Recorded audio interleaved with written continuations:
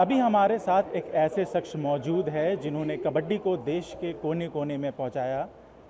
पद्मश्री और अर्जुन अवार्ड से नवाजित अजय ठाकुर, जो अब पुनेरी पल्टन के कोच है। 2014 में जब प्रो कबड्डी लीग की शुरुआत हुई थी तो वो एक ऐसे समूह का हिस्सा थे जिन्होंने कबड्डी को पॉपुलराइज़ किया और घर घर तक पहुंचाया। अजय, बहुत बहुत शुक्रिया दूरदर्शन से बात करने के लिए।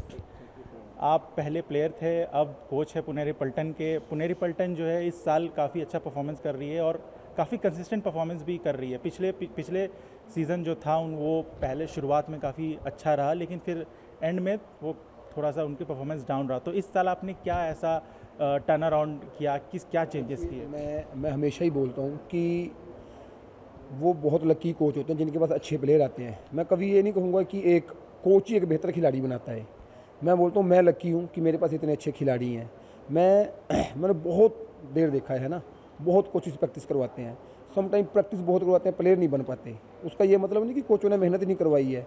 वो कोच बहुत लकी होते हैं जिनके पास अच्छे प्लेयर आ जाते हैं। मान लो मैं कुछ बोलूँ वो सुन के ले है ना, मैं बोलूँ यार इस तरीके से प्रैक्टिस करनी है, 30 स्प्रिंट मारनी है, पुशअप मारनी है, वो करें, है ना। उस चीज़ को ऐसा ना सुने कि भाई कोच क्या बोल रहा है, यहाँ से सुने यहाँ से निकाले। इस चीज़ में मैं लकी हूँ कि मेरे पास ऐसे प्लेयर हैं जो मेरा कहना मानते हैं, मेरे कहे अनुसार प्रैक्टिस करते हैं। सो मैं लकी हूँ कि मैं पुनेरी पल्टन टीम का कोच हूँ, क्योंकि ये बहुत डिसिप्लिन, मुझे लगता है बहुत डिसिप्लिन बच्चे हैं मैक्सिमम, और सारे यंग ब्लड हैं। मुझे लगता है एक मेरी टीम में सचिन, तनवर और विशाल को छोड़ के सब अंडर 24 या 25 हैं। तो लकी हूँ मैं बहुत ज़्यादा। और ऐसा है ना कि पुनेरी पल्टन में जो कोर टीम है, जो कोर वो रिटेन किए गए, जैसे असलम हो गए, मोहित हो गए, तो अविनेश नटराजन हो गए। और पुनेरी पल्टन एक ऐसी टीम है जो सालों साल कंसिस्टेंट परफॉर्मेंस करती आ रही है। 10th में विजेता रही, फिर 9th में फाइनल तक पहुंची थी, और अब खुद सीज़न 3 से सीज़न 5 तक खेले थे पुनेरी पल्टन के साथ। तो किस तरह से आप इस सफ़र को देखते हैं अपनी पुनेरी पल्टन में? देखिए, सफ़र बहुत अच्छा है। प्रो कबड्डी आने के बाद लाइफ बहुत चेंज हुई, क्योंकि प्रो कबड्डी के बाद ना एक पहचान मिली हमें। मुझे पहचान मिली कि यार कबड्डी हम पहले भी खेलते थे, लेकिन जैसे ही मैं प्रो कबड्डी ख़त्म करके घर गया ना, तो लोग पहचानने लगे, यार ये अजय ठाकुर है, ये मजीद चले, ये अनूप है, लाखों कॉल आने लगे, है ना। जब मैं प्रो कबड्डी खेलता था ना, एक रात में लाइफ चेंज हुई। मेरा फर्स्ट मैच था ना, उसके बाद जब मैं वापस आया तो मुझे 100 के प्लस मिस्ड कॉल थी, यार तू तो छा गया, ऐसी ऐसी बातें जब पंजाबी भाषा में बोल रहे थे। तो ये चेंजेस है। अगर आपको ज़्यादातर दिखाएंगे, हर चीज़ के पीछे एक पर्पज़ होता है किसी को चमकने के लिए। तो वो मेरी लाइफ में तो प्रो कबड्डी थी। पहले एज अ प्लेयर थे, अब एज अ कोच है, तो कितना इंजॉय कर रहे हैं इस रोल को आप? मैंने ये बात मैं ज़रूर आपके माध्यम से कहना चाहूँगा कि कोच की लाइफ थोड़ी टफ है। जब हम खेलते थे ना, तो मैं सेल्फ अपनी परफॉर्मेंस के लिए खेलता था कि मुझे अच्छा खेलना है, मुझे अपना देखना है ना।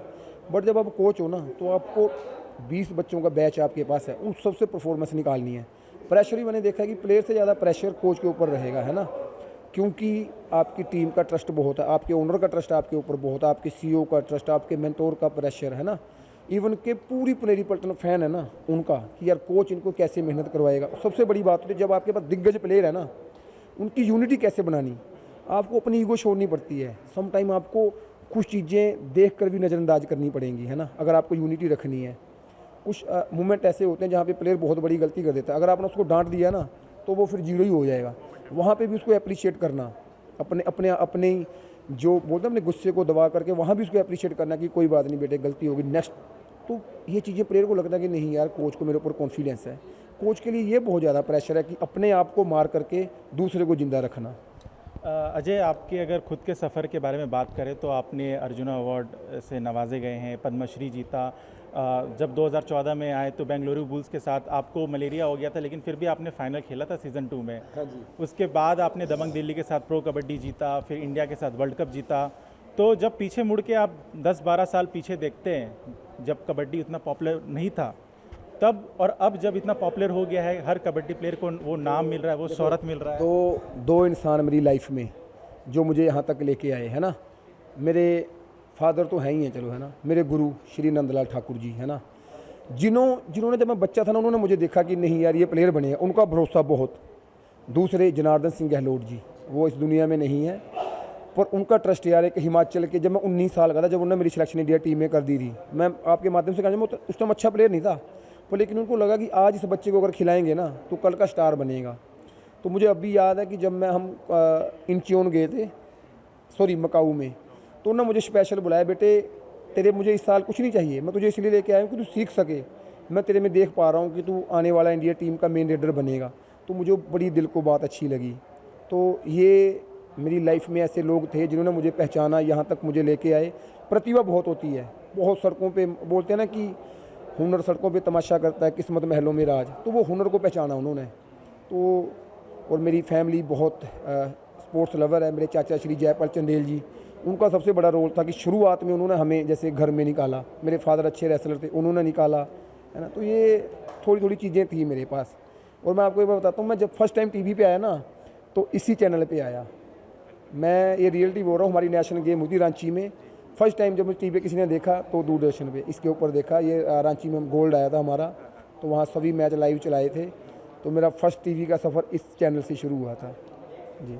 आखिरी क्वेश्चन, आप पहले ग्रुप्स का हिस्सा थे जिन्होंने कबड्डी को हर घर घर तक पहुंचाया। उस समय आप थे, राहुल चौधरी थे, मंजीत चिल्लर, अनूप कुमार आपके कप्तान भी रह चुके हैं, प्रदीप नरवाल। तो ये जितने भी दिग्गज थे, संदीप नरवाल, इनके साथ आप खेले। लेकिन अब क्या है, जो टाइम चेंज हो गया है, सीज़न 8-9 के बाद अब नए लड़के आ गए। तो उन दिनों को जब आप याद करते हैं, जब शुरुआत के दिन जब कबड्डी के साथ इन दिग्गजों के साथ खेलते थे, तो किस तरह से आप उनको मिस करते हैं? और कबड्डी इसका जो आप लोगों ने पॉपुलराइज़ किया कबड्डी पहले नहीं था, लेकिन अब हर जगह पहुंचा। आपने एशियन गेम्स में इंचियों में गोल्ड जीता, फिर जकार्ता में ब्रॉन्ज जीता। तो किस तरह से आप ऐसे कबड्डी को देखते हैं? कबड्डी देखो, बहुत जब मैं पुराने दिन देखता हूँ ना, मुझे जैसे मंजीत चिल्लर है, जब मैं उसको खेलते देखता था ना, मुझे ऐसे लगता था कि यार ये इंसान भी बूढ़ा होगा क्या, कोई ऐसा प्लेयर भी आएगा जो इसको मतलब कि टच मार मार के इसको बाहर बिठा देगा। पर मैंने एक चीज़ देखी है कि एज ना हर इंसान पे आएगी। मुझे मंजीत चिल्लर का बहुत होता था, उसमें इतना अग्रेशन था। मुझे ऐसे लगता था कि यार ऐसा दिन भी आएगा कि ये भी कबड्डी छोड़ेगा, है ना।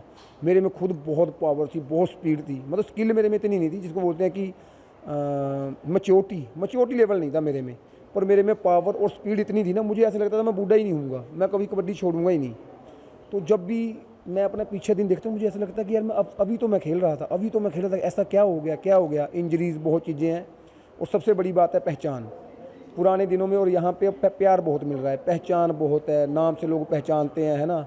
लाखों लोग कमेंट करते हैं फेसबुक पे, इंस्टाग्राम पे, अच्छा लगता है ना। चाहे वो पॉजिटिव कमेंट हो चाहे नेगेटिव हो, पर आपको लोग तो जान रहे हैं ना, है ना। और मुझे लगता है कि जो भी लोग इंस्पायर करते हैं, अगर लाइफ में ना कुछ चीज़ें ऐसी होनी चाहिए जो आपको क्रिटिसाइज़ करते हैं, आप उनकी वजह से और तरक्की करते हो। अगर आप सब आप लोग आपको प्यार करेंगे ना, तो आप डाउन हो जाओगे। कुछ लोग ऐसे चाहिए जो क्रिटिसाइज़ करें, ताकि आप और उनको दिखाने के लिए आप मेहनत करोगे, नहीं मुझे इनको झूठ साबित करना है। बहुत बहुत धन्यवाद आप बात करने के लिए। तो आप सुन रहे थे अजय ठाकुर को, एक ऐसा खिलाड़ी जिन्होंने 2014 के बाद प्रो कबड्डी लीग और कबड्डी का जो खेल है उसको पॉपुलराइज़ किया। क्या कहें इस खिलाड़ी के बारे में, जिन्होंने 2016 में वर्ल्ड कप जब हुआ था इंडिया में, तो वहाँ पे परचम लहराया था और इंडिया को वर्ल्ड कप जिताया था।